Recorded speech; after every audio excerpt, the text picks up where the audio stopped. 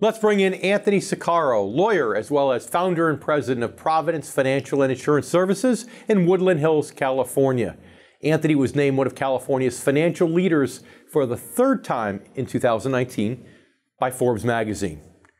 Anthony, last year you said that it'd be a huge mistake for the Fed to raise rates again. And I don't know whether the Federal Reserve heard your interview or not, but as you know, they actually lowered rates 3 times in 2019. So what do you see happening this year in 2020? Well, I think that the consensus is on the table that they're not going to raise rates again. I agree with that. I also don't think that they're going to lower rates again. I think for 2020, it's going to be flat as far as the interest rate environment is concerned. If the rates do go in any direction at all, probably going to go down one more time. But at this point, rates are going to be flat. So how about the economy? The economy's kind of been teetering along. We see more signs of recession now in terms of sentiment, primarily in terms of sentiment. Do you think we'll see recession before the end of 2020? Or do I don't you think so. Okay. I don't think so. I think there's a balancing act going on right now. You've got some positive and some negative forces.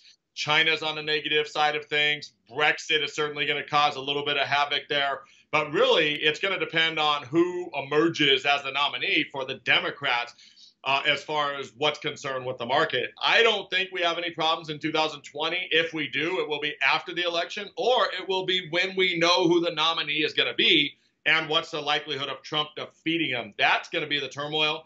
But most presidential election years are good. And I think 2020 is probably going to remain flat or maybe even slightly increased. So the economy should do okay in 2020. Got it.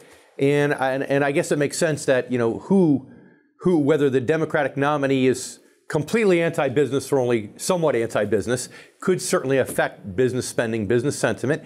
But how about the market? I mean, 30 seconds. Can the economy do well and push off a recession, but still see a downward stock market in 2020?